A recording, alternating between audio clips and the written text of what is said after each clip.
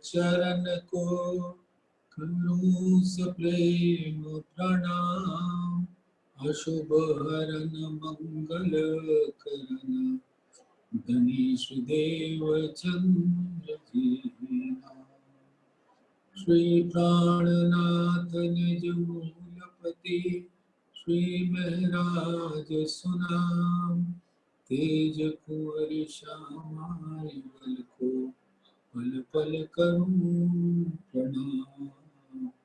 पिया जी को पल पल करूं प्रणाम। प्रथम लागू दो चरण को धनिये न छुड़ायो खिन। नाक तले लालेड़ियां निर्जीव के ही जीवन। इन पाँव तले पड़ी रहूं धनी नजर को लो बातूं। पलना वालू निर्नेत्र मेरे जीव के ही जीवन। मेरे जीव के ही जीवन।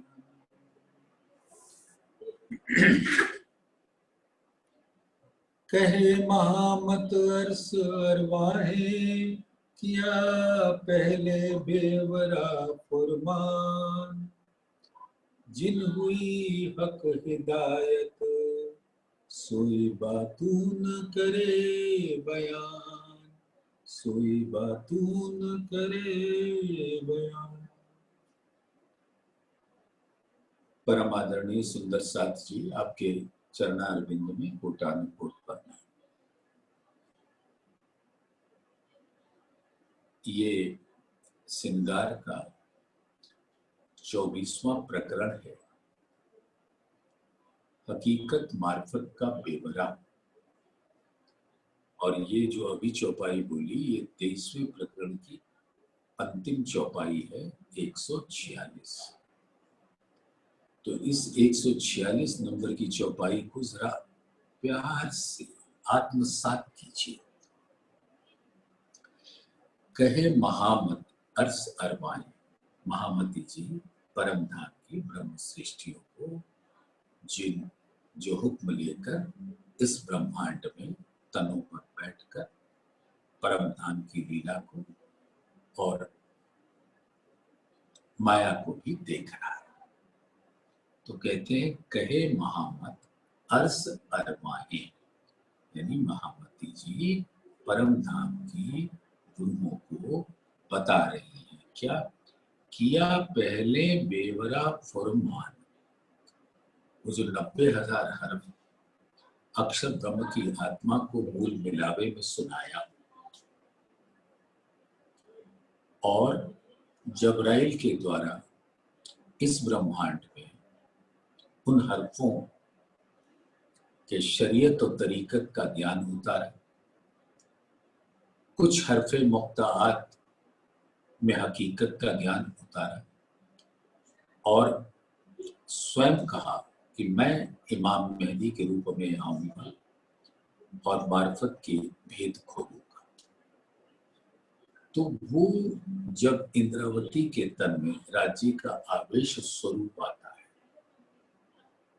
और जो परम धाम का मूल मिलावे का स्वरूप है, वो भी इंद्रावती के धाम दिल में विराजमान होता है। तो जिन हुई हक हिदायत, तो राजी ने अपना हुक्म की डोर सौंप दिया इंद्रावती को। जिन हुई हक हिदायत सोई बातू न करे बयान। अब ये जो परम धाम की बातूनी बातें, यानी कि गुह भेद, दिल के गुह भेद वो बताने का हक इंद्रावती जी को मिला। ये इस चौपाई का है।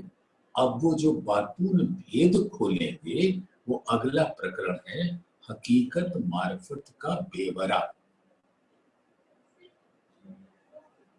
सोई कहूं हकीकत मार्फत जो रखी थी कुछ रसूल।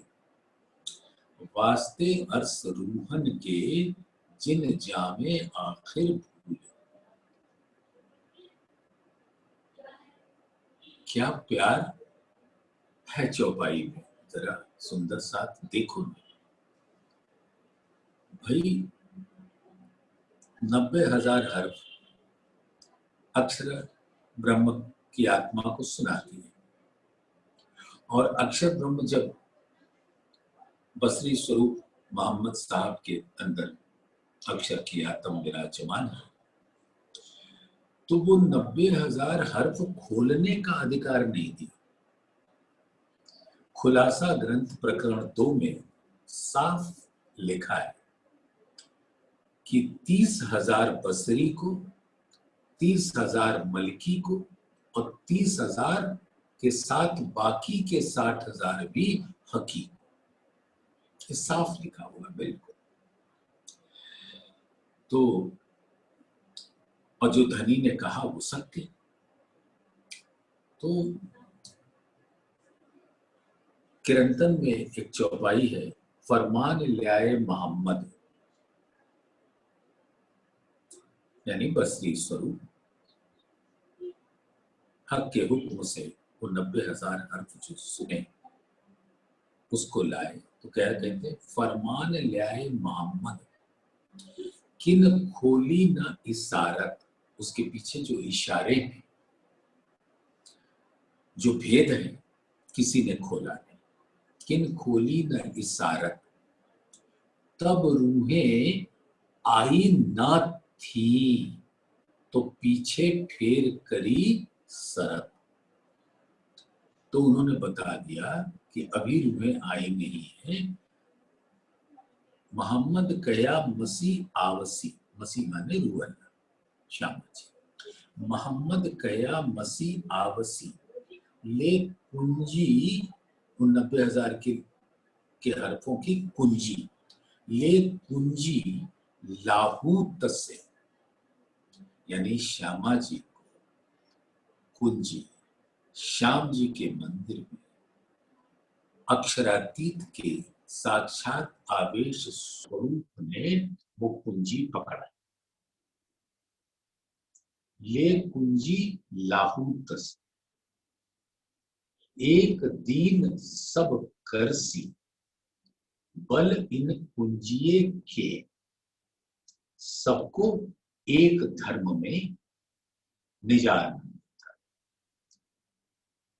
यानी कि एक धर्म माने सबको परब्रह्म की चरणों में लाकर खड़ा करते, एक दीन सब करसी, बल इन कुंजिए के, इस तारतम ज्ञान के द्वारा। आप जरा सुनिए इस चौपाई को वापस। सोई कहूं हकीकत मार्फत, जो रखी थी गुज रसू, यानी बसरी स्वरूप को ये अख्तियार नहीं था कि वो हकीकत और मार्फत के भेद को, हकीकत और मार्फत परम था। वास्ते अर्श रूहन के क्यों नहीं खोलने दिया, क्योंकि रूहें तबाही नहीं थी।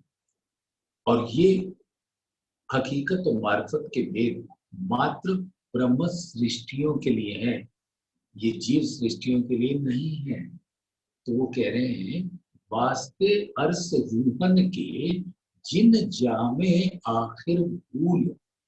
अगर उस समय बता देते तो कहीं ऐसा नहीं कि माया के, अगर रूहें आई होती और उस समय बता देते तो कहीं माया के प्रभाव में वो भूल नहीं जाए। जिन जामे आखिर भूल, तो उस समय इसीलिए नहीं बताया क्योंकि रूहें तब आई ही नहीं। तो वो ज्ञान आ जाता तो अब तक वो लोग भूल चुके होते। तो उस हकीकत और मार्फत का भेद इस ब्रह्मांड में आके खोला। अब जरा एक इसके पहले की और इन चौपाइयों की गहराइयों में उतरा जाए। आप जरा ध्यान दीजिए और चितवन में इसको देखिए। सभी सुंदर साथ से मैं कह रहा हूं, इसको चितवन में देखिए।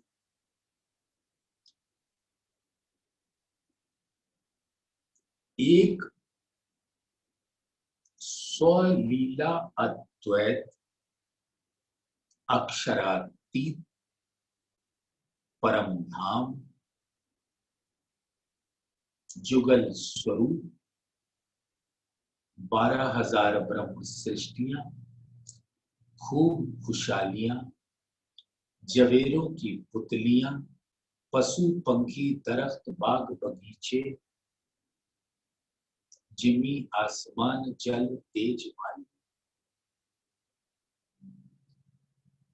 और परम धाम के 25 पक्ष। इसको कहते हैं राज्य के दिल का प्रकट स्वरूप। ये सब कुछ राज्य के दिल में मार्फत और प्रकट होता है तो वो हकीकत स्वरूप है।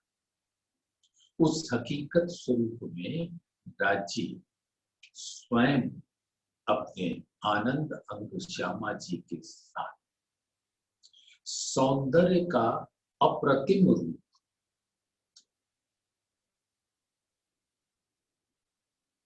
श्री कंचन रंग के अप्रतिम सौंदर्य वाले सिंहासन पर विराजमान।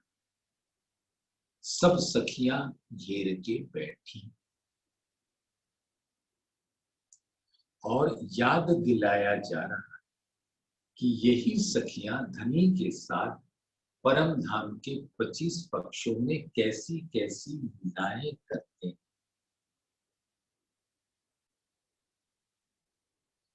और ये लीला कैसे होती है?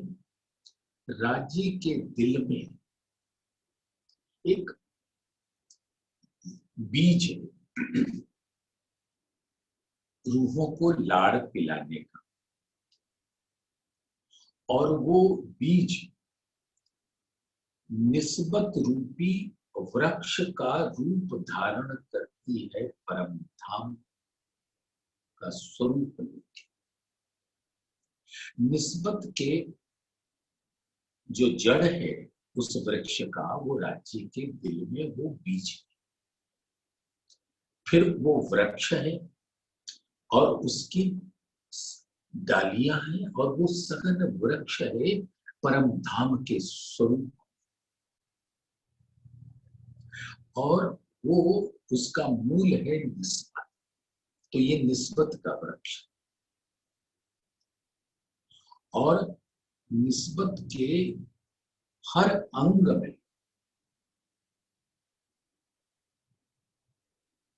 उस दिल से जल सींचा जाता है, यानी लाड़ का, इश्क का जल सींचा जाता है। और उस निस्बत का स्वरूप इतना सौंदर्यमयी है परम धाम के ऊपर। एक क्यों हुए बिना निस्बतें, इतही हुई वाहेदत। निस्बत वाहेदत एक है तो क्यों जुदी कहिए खिलवत। राज्य का दिल मूल में खिलवत, यानी वहां राज्य को छोड़कर कोई और नहीं। और वही दिल जब प्रकट होता है तो जैसा प्रकट होता है वो भी खिलवत। इसीलिए वो स्वलीला अद्वैत कहलाता है। परम धाम को अक्षरातीत भी कहते हैं, यानी वो परम धाम अक्षर की हर लीला और स्वरूप से परे, और उसके अंदर उसके पोर पोर में अंग अंग राज्य का दिल बसता है, और रूही भी राज्य का दिल ही। तो दिल से जो निस्बत है वही वहदत। निस्बत वाहिदत एक है तो क्यों जुदी कहिए खिलवत। और ये निस्बत वहदत का जो स्वरूप अर्श की हकीकत में हम देखते हैं, वो उसका मूल है खिलवत, यानी राज्य का दिल। तो अब जरा सुंदर साथ ध्यान अपने दिल को लगाइए परम धाम के उस अद्वितीय अप्रतिम सौंदर्य के स्वरूप, निस्बत और वहदत का सघन वृक्ष की शोभा, जिसके अंतर्गत 25 पक्ष ब्रह्म सृष्टि में, और ये निस्बत और वहदत का मूल है राज्य का दिल, वो है मारिफत। तो निस्बत और वहदत और खिलवत जब प्रकट हुआ हकीकत में, तो वो एक हकीकत का स्वरूप है। और जब ये अनंत हकीकत का स्वरूप राज्य के दिल के अंदर शोभायमान होता है, तो उसको कहते हैं मारिफत। तो राज्य का दिल ही हकीकत का भी रूप धारण करता है और मारिफत का भी रूप।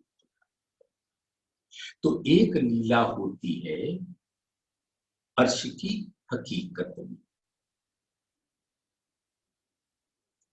और उसका मूल राज्य के दिल में। लेकिन अभी क्या हो रहा है, ये जरा सोचने की बात है। ये जो अर्श की हकीकत का खुलासा रूहों को परम धाम में नहीं था, वो तो उसकी शोभा में मग्न है, उसके रस को पीने में मग्न है, और उस रस के मूल राज्य के साथ लाड़ लड़ाने में मग्न है। उनको और किसी बात की कोई खबर नहीं। रूहें बेनियाज बीच दरगाह आए, बेनियाज माने बेसुध, भूल अपने मूल तनों की भोली सूरतें देखी, उन्हें कुछ भी नहीं पता। धाम धनी लाड़ लड़ा रहे हैं, थोड़ा सता रहे हैं, थोड़ा नोक झोंक कर रहे हैं, और हम भी उसमें इठला रहे हैं, बल खा रहे हैं, और आनंद के सागर में गर्क हैं, डूबे हुए हैं उस वहदत के सागर। हमें कुछ पता नहीं। तो वो पता देने के वास्ते धाम धनी ने वो अर्श की हकीकत का स्वरूप जो उनके दिल के अंदर है, उस दिल का जो हुक्म है, वो राज्य के उस हुक्म का मूल है राज्य का दिल। वो हुक्म से ही परम धाम नूरी रूप में प्रकट होता, और उसी हुक्म से राज्य में, उसी दिल में एक अद्भुत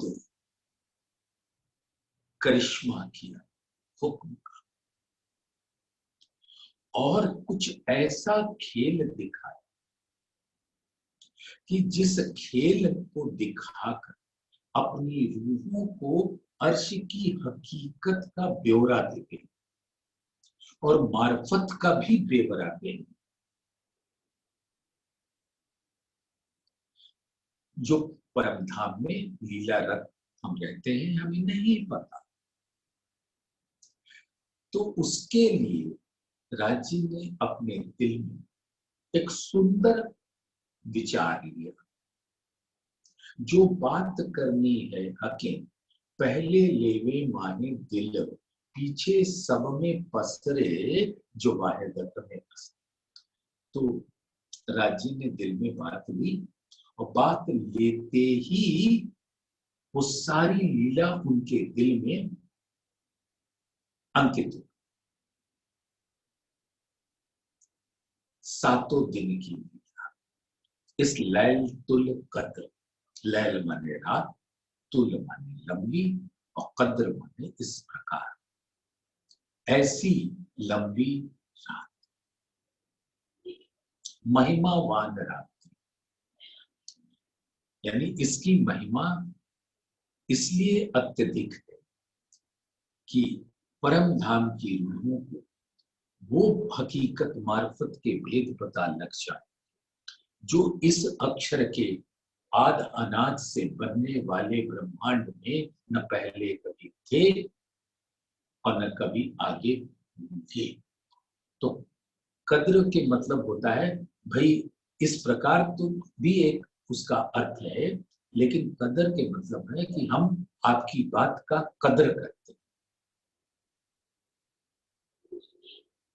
आपको इज्जत करते। तो ये एक महिमावान ऐसी रात थी जिसमें पूर्ण अंधेरे की रात, पूर्ण अज्ञान की रात ब्रज हो चुकी। आधी नींद उड़ाई यानी आधा अज्ञान उड़ाया, वो रास की रात्रि भी समाप्त हुई। और अब इस जागनी के ब्रह्मांड चौथे और पांचवें दिन की लीला पहले से राज्य के दिल में सब दृश्य, बस उसके ऊपर से रूहों की नजर के सामने इल्म से पर्दा हटाते जाते। तो वो सारी लीला मार्फत रूप दिल में अर्श की हकीकत तो है ही, ये 7 दिन की लीला भी खड़ी कर और उसमें पर आत्म के दिल को समा लिया और पर आत्म का स्वप्न का एक प्रतिबिंबित स्वरूप भी उस दिल में आ, और पर आत्म के दिल की नैन की नजर उस प्रतिबिंबित स्वरूप पर पड़ती है और वो प्रतिबिंबित स्वरूप राजी के दिल रूपी पर्दे पे कुछ लीला देख रही, ब्रज भी देखा, रास भी देखा और अब जागने भी देखा। और उस प्रतिबिंबित स्वरूप पर आत्म की नजर है और परात्म की नजर यहाँ नहीं आ सकती इस ब्रह्मांड, क्योंकि उसकी परमधाम की एक कंकरी के सामने तो ये सारा असंख्य सूर्यों वाला ब्रह्मांड ऐसे उड़ जाएगा जैसे इसका अस्तित्व ही कुछ नहीं। तो राज्य ने ऐसी हिकमत की, कैसी कि राज्य ने परात्म का प्रतिबिंब स्वरूप अपने दिल में रखा जिसका नाम पड़ा आत्म। तो पर आत्म और आत्म, बिंब और प्रतिबिंब कोई फर्क नहीं, हूबहू एक जैसे। और पर आत्म के दिल की स्वप्न देखा जाता है दिल के नैनों से, तन के नैनों से नहीं, ये आप जानते। तो पर आत्म के दिल के नैन की नजर पड़ती है उस प्रतिबिंबित स्वरूप पे और उस प्रतिबिंबित स्वरूप की नजर पड़ती है उस खेल में जो दिल रूपी पर्दे पे चल रही है। और वो दिल में जो राज्य की इच्छा है वो हुक्म स्वरूपी वही हुक्म है और वो हुक्म को हुक्म होता है कि उस प्रतिबिंबित स्वरूप और इस खेल को लेकर अक्षर के द्वारा उनके संकल्प से निर्मित इस माया के ब्रह्मांड में आ जाए। तो उसमें जिस खेल को पर आत्म राज्य के दिल में देख रही है उस खेल में राज्य की नजर भी है। तो ये चौपाई मैं कई बार आप लोगों को सुना चुका हूं। प्रतिबिंब के जो असल तीनों हक बैठे खेलावन, तहां क्यों न होए हक नजर जो खेल रूहों देखा। जिस खेल पे परात्म के प्रतिबिंब की नजर है वहां राज्य की भी नजर है। क्योंकि रूहें हमेशा राज्य की नजर में रहती है, ये बात जान। मैं छुपा हूं इनसे, रूहें नजर में, पाओ ना अर्स या मुझे, काम तरफ न पाऊंगे। तो सुंदर सा विचार कीजिए कि तो एक अर्श की हकीकत की लीला है जो परम धाम, और वहां के हस्त प्रहर की लीला और सारे रूप स्वरूप नूरी, और वो सारा का सारा, वो अनंत, सारा नहीं कहना चाहिए, सारा से सीमित हो जाता है, वो अनंत स्वरूप राज्य के दिल में। तो वो हकीकत स्वरूप मार्फत का स्वरूप, और हकीकत की नजर डाल दी मार्फत के अंदर, मार्फत के स्वरूप के, और उस स्वरूप को हुक्म के द्वारा इस ब्रह्मांड में, तो 3 जगह लीला हुई, एक हकीकत में और एक मार्फत में जो दिल रूपी पर्दे पे देखा जा रहा है, और एक लीला हुई हुक्म स्वरूपी इस ब्रह्मांड। तो जो राज्य की नजर है और राज्य का हुक्म है, वो हुक्म और नजर जब यहां इंद्रावती को दीदार देकर आवेश स्वरूप से उनके दिल में बैठ जाता है, तो वो राज्य का ही आवेश स्वरूप, और उस हुक्म तले ये सारी पर आत्म के जो प्रतिबिंबित स्वरूप है उसको भी हुक्म है, तो वो भी राज्य के दिल में रहे, और वो इंद्रावती के दिल में विराजमान है। तो एक लीला यहाँ हुक्म की, एक उनके दिल की मार्फत की लीला, और एक लीला उनके मार्फत के प्रकट स्वरूप हकीकत की। ये तीनों लीलाएं सुंदर साथ आप देख पा रहे हैं।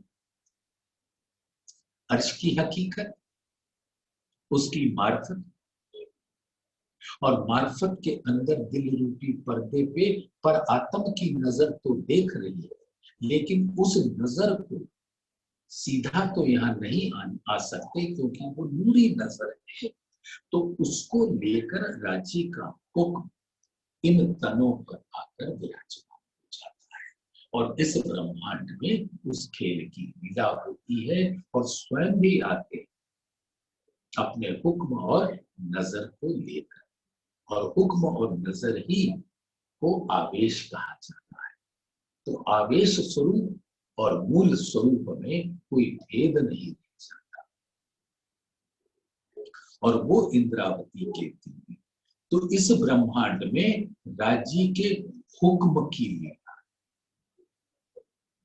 और एक परम धाम में अर्श की हकीकत में इश्क की लीला है, प्रेम की, और उसकी राज्य के दिल में, जो दिल रूपी पर्दे के, तो परम धाम जो राज्य के दिल में है, उसी के बीच में बैठकर दिल रूपी पर्दे पर ये वो खेल देखा जा रहा है, जहां हकीकत और मार्फत के भेद के पर्दे खोले जाएंगे, राज्य के हुक्म से उनका इल्म खोलेगा। तो ये तीनों स्थान को जरा अपने दिल में भर लें, और सुंदर सा ये विचारिएगा, आप तीनों जगह हैं, आप अर्श की हकीकत में भी हैं, आप अर्श की मार्फत में भी हैं, और आप उनके हुक्म स्वरूप भी यहाँ हैं। तीनों जगह आप ही आप, क्योंकि राज्य के दिल में रूहों के अलावे और कोई होता नहीं। उनके दिल की शोभा ही, उनके अंगों की शोभा ही, उनके अंगों का श्रृंगार ही रूहें। तो ये एक बेवरा एक बार दिल में सब सुंदर सा। उसके आगे चलते हैं, तो जैसे फुरमान आया जिन पर ये सोई जाने इशारा, ये जो हुक्म से इल्म आया उसके अंदर जो इशारतें हैं, क्योंकि क्या है, आप एक उदाहरण दे रहा हूं, सुंदर साथ समझ लेना इस चीज को।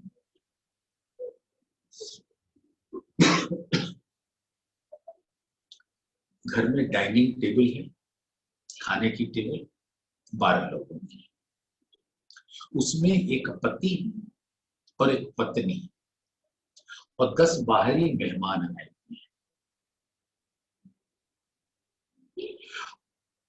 पति ने बिना कुछ कहे अपने दिल के इशारे भेज दिए पत्नी के दिल में, तो वो 10 लोग नहीं उन इशारों को समझ पा रहे हैं, लेकिन पति ने पत्नी को कर दिया, पत्नी ने समझ लिया और पत्नी ने उसी प्रकार की करनी कर दी और किसी को नहीं पता लगा ये हुआ क्या।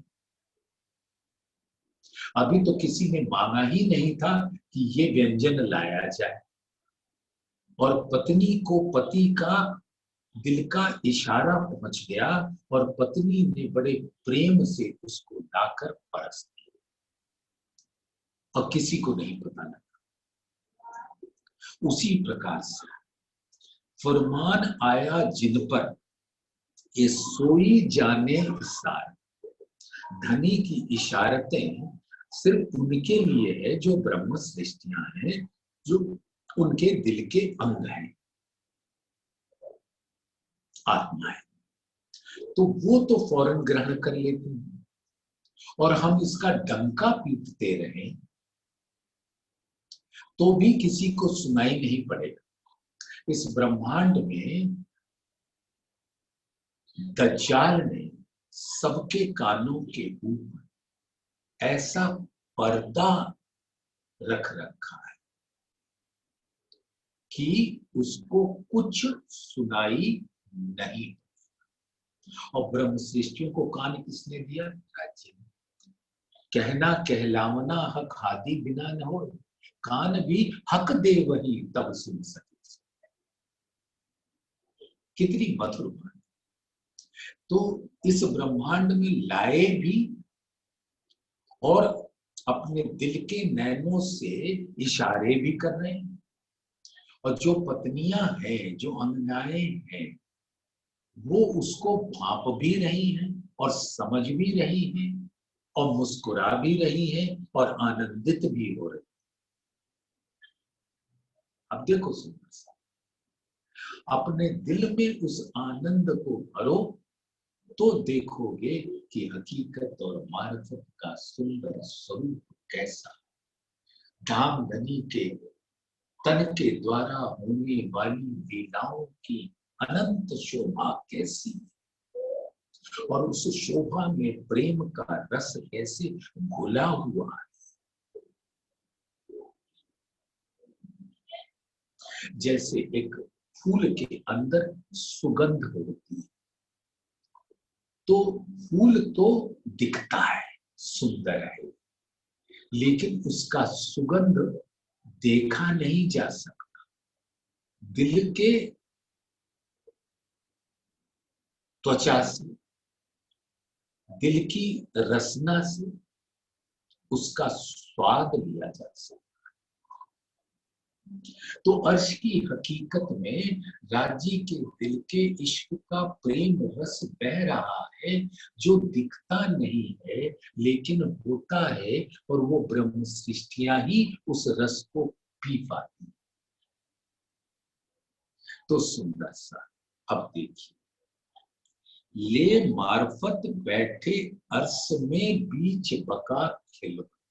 तो अभी तक जो भी मैं आपके चरणों में बैठकर धनी की प्रेरणा से, धनी की कृपा से कुछ भी कहने की हिम्मत कर पा रहा हूं, वो यही है, ले मार्फत बैठे अर्श में बीच बका खिलवत। वो अखंड खिलवत अर्श की हकीकत परम धाम भी है और वो खिलवत राज्य का दिल भी है। तो हम परम धाम में भी बैठे हैं और राज्य के दिल में भी बैठे हैं। तो हकीकत रूप से परम धाम में बैठे हैं, मार्फत रूप से राज्य के दिल में बैठे हैं। तो ले मार्फत बैठे अर्श, तो अर्श राज्य का दिल भी है और परम धाम भी, बीच बका क्यों। तो ये बात सुंदर साथ आपने ग्रहण किया होगा, हमें उम्मीद है। ए इल्म कहे खेल उड़ जावे, बका कंकरी के दिल।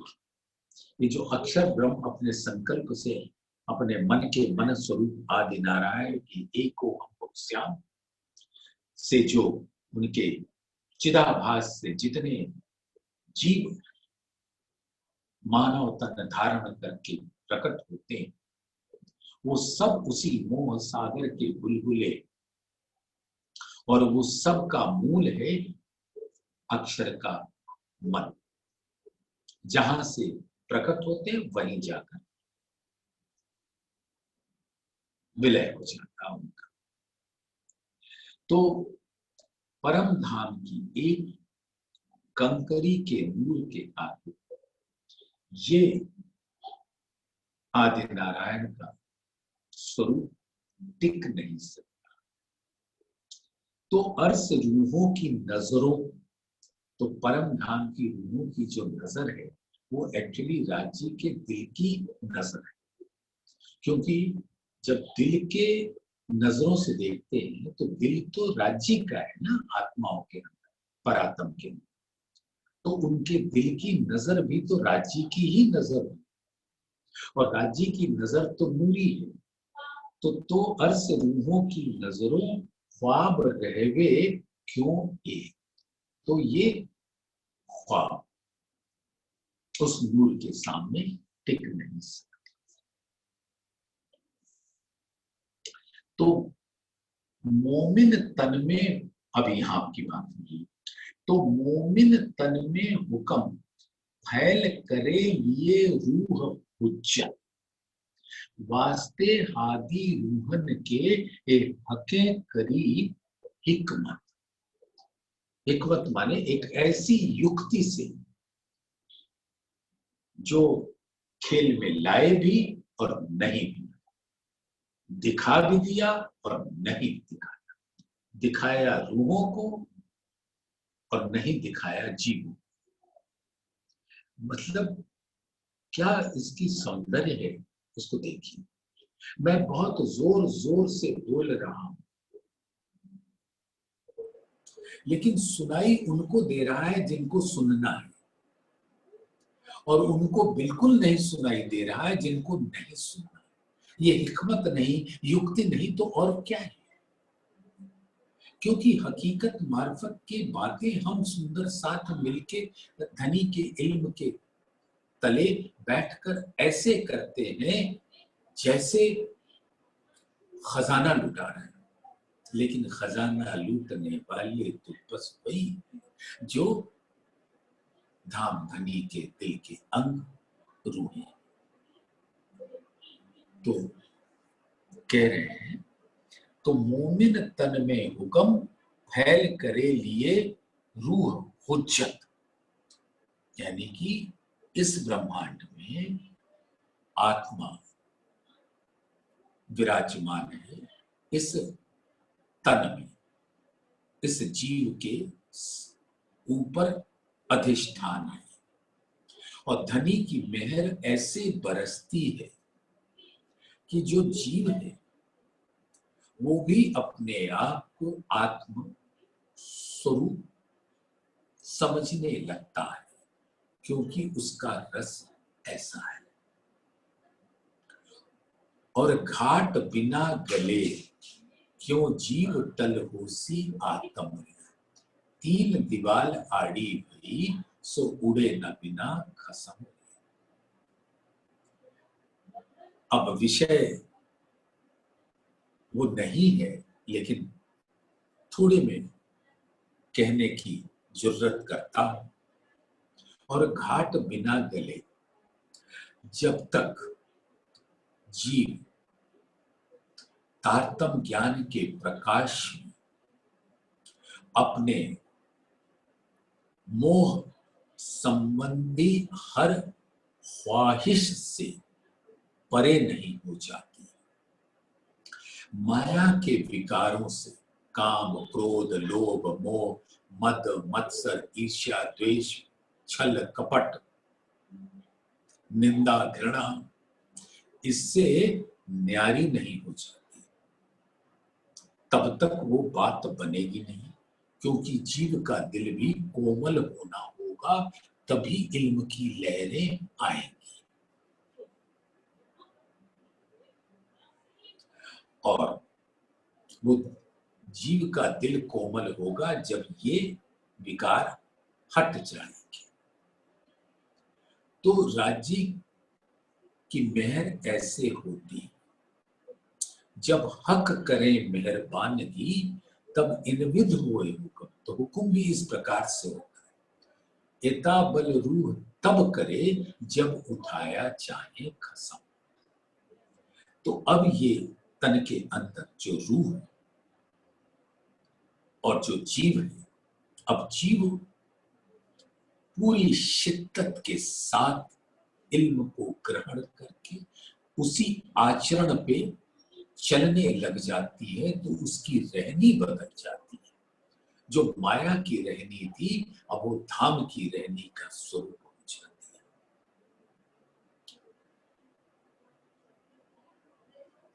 हक भूखन की क्यों कहूं, रंग नंग जोत सलूक, आत्म उठ खड़ी तब हो वही, पहले जीव हुए भूख भूख। यानी पहले जीव को गलना पड़ेगा, और वो धनी की मेहर से होता है। और जब जीव गलता है तो आत्मा के दिल में वो नूरी प्रकाश इस प्रकार से फैल जाता है, उसका दिल इस प्रकार से रोशन हो जाता है। और पवित्र तो पहले से ही है, लेकिन माया का पर्दा हटता है तो असराफील जब नरसिंहा फूंकता है उसके दिल के अंदर, तो परम धाम में राज्य की इल्म रूपी वाणी उसके दिल के अंदर गूंजने लगती है, और उसका दिल उस नूर के प्रकाश से, नूर तारतम के प्रकाश से खिल जाता है, और वो अपने उस स्वरूप को देखती है जो राज्य के दिल में है, और जो राज्य के चरणों में, वो दोनों स्वरूप को देख लेती है। जो मूल स्वरूप है अपने, जाको कहिए पर आत्म, सो पर आत्म ले के विलसिए संग कसम। तो वास्ते तन में हुक्म फैल करे लिए रूह उज्जत, वास्ते हादी रूहन के ये हके करी हिकमत। ऐसी युक्ति से बता भी दिया और नहीं भी बताया, ले भी आए और नहीं भी ले आए, खेल दिखाया भी और नहीं भी दिखाया। क्या बात है, सुंदर साथ।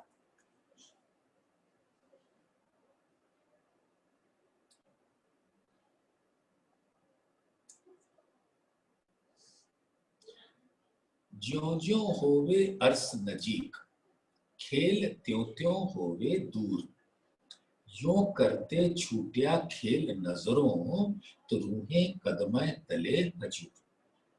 अब इस प्रकार से जैसे इल्म से माया का पर्दा हटता जाता है और अर्श नजीक होता जाता है,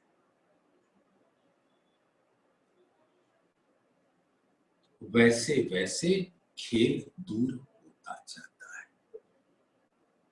मतलब मैथमेटिकल लैंग्वेज में इसको बोलते हैं डायरेक्टली प्रोपोर्शनल।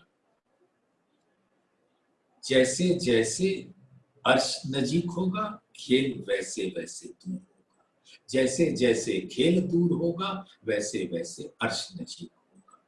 और इस प्रकार से धीरे धीरे राज्य अपने हुक्म से उस खेल रूपी चाहत को बिल्कुल हटा देते हैं, तो यूं करते छूटिया खेल नजरों, तो रूहें कदमों कदमे तले हजूर, तो रूहें राज्य के चरणों में राज्य के सामने बैठी होती। नजर खेल से उतरती देखिए, त्यों अर्श नजीक नजर, जैसे जैसे खेल से नजर हटती जाती है वैसे वैसे अर्श सामने आता जाता है, क्योंकि आत्मा शाश्वत है, परम धाम में है और उसके दिल में परम धाम ही है और जुगल स्वरूप ही है। बस ये जो माया का पर्दा था वो हटने लगा और राज्य दिखने लगे। यूं करते लैल मिटी रूहों, और इस प्रकार से ये अंधकार रूपी माया रूहों के दिल के सामने से हट गई। दिन हुआ अर्श फजर और हकीकत मार्फत के स्वरूप को रूहें देख लेती हैं और अति आनंद से इसी दुनिया में भर जाती है।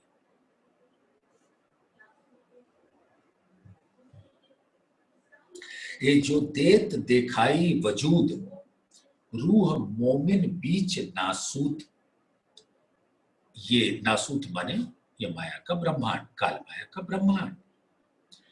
तो यहां पे ये जो वजूद दिख रहे हैं आदमियों के तन, रूह मोमिन बीच नासूत, इन्हीं आदमियों चुने हुए आदमियों के तन के अंदर परम धाम की आत्माएं भी आई और जीवों के ऊपर जीव को अधिष्ठान बनाकर बैठ गई।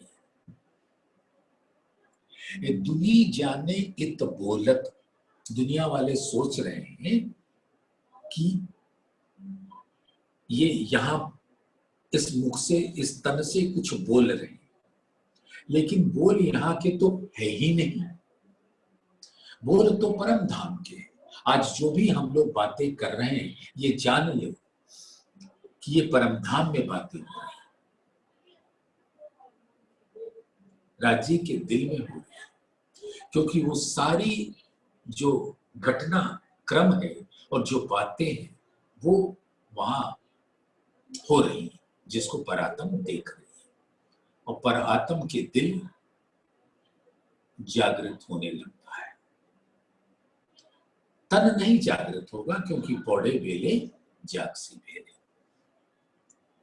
ये दुनी जाने इत बोलत, ये बैठे बोले माहे लाहूत, यानी परम धाम में राज्य के दिल में ये आवाज गूंज रही है। तो इस चौपाई को बड़े ध्यान से सुंदर सा दिल में लीजिएगा।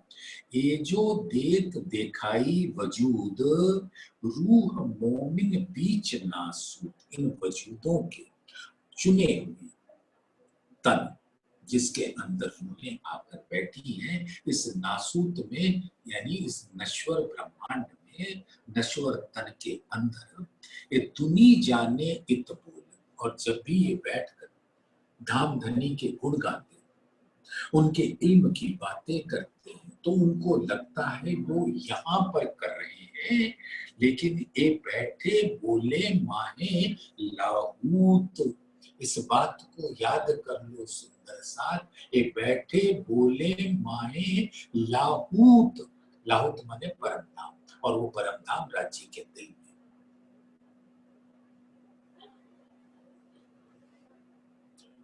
तो बातून गुज लाहूत का जाहिर सब करन, अब राज्य के दिल की जो बातें हैं वो अब यहाँ सब जाहिर हो रही हैं।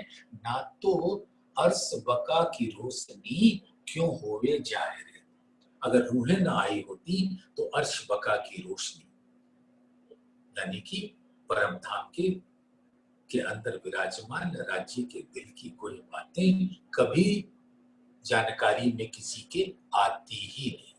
अब देखो, अक्षर ब्रह्म स्वरूप एक, लीला दो,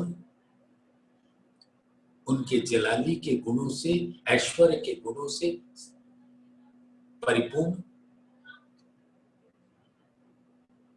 ऐश्वर्य की चार विभूति ब्रह्म, अव्याकृत ब्रह्म, सबलिक ब्रह्म, केवल ब्रह्म, सत्स्वरूप ब्रह्म, और उसका मूल अक्षर ब्रह्म परम धाम में ही विराजमान है, और वो भी वहदत के ही स्वरूप है। ये सब होने के बावजूद अक्षर ब्रह्म को जब नहीं पता कि परम धाम की हकीकत और मार्फत के भेद क्या है, तो उनके मन के संकल्प के स्वरूप आदि नारायण के मन के स्वरूप, विष्णु के मन के स्वरूप इन जीवों को कैसे पता लगेगा? तो ये बात तो किसी को जाहिर हो ही नहीं सकती। क्यों होवे जाहिर अगर रूहें एक आईन होती? आज आदि अनाज से अनंत काल से ये ब्रह्मांड बनता है, मिटता है। किसने जाना अक्षरातीत क्या है? यहां पे तो लोगों ने अक्षर ब्रह्म के स्वरूप को भी नहीं जाना, परम धाम को नहीं जाना, और परब्रह्म के तन के स्वलीला अद्वैत को नहीं जाना, तो उनके दिल को क्या जानेंगे, उस मार्फत को क्या जानेंगे? तो हकीकत मार्फत से पूर्णतया अनभिज्ञ है ये ब्रह्मांड। ये ब्रह्मांड नहीं, पहले बनते हुए सभी ब्रह्मांड और आगे भी बनने वाले सभी ब्रह्मांड। लेकिन ये 28वें कलयुग के अंदर धामधनी का आना हुआ रूपों के साथ, तो ये बात मूल में खुलनी है पर आत्म को, और इस कारण से इस ब्रह्मांड में भी उसका रस लोगों को मिल जाएगा धनी की बेहद कृपा से। और उनका वो जीव जो 84 लाख योनियों में भटकते रहते हैं, वो योग माया के ब्रह्मांड में अखंड हो जाएगी, और इस आने जाने के चक्कर से सदैव के लिए मुक्त हो जाएगी।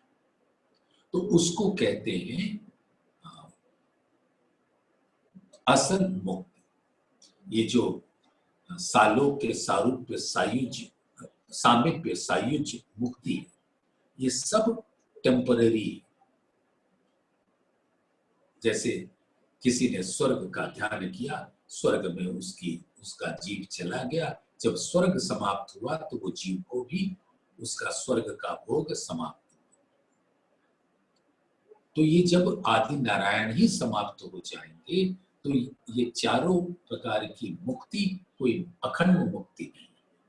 अखंड मुक्ति के देवनहार श्री जी साहेब जी मेहरबान प्राणनाथ हैं, जिनकी कृपा से जब हकीकत और मार्फत के स्वरूप का पता लगता है और जीवों को भी उसका कुछ रस प्राप्त हो जाता है, और जब वो श्रद्धा, विश्वास, समर्पण, सेवा के साथ कुर्बान होते हैं प्राणनाथ जी के चरणों में, तो उनको अखंड मुक्ति का सौभाग्य प्राप्त होता है। तो सुंदर साथ अब समय हो रहा है, इस प्रवाह को, राज्य के इल्म के रस की बहते हुए प्रवाह के अंदर हम प्रवेश कर जाएं, और कल इसी वक्त जब मिले तो उस अपने आप को उसी प्रवाह के रस में पाए। तो आज यहीं पे विराम देते हैं।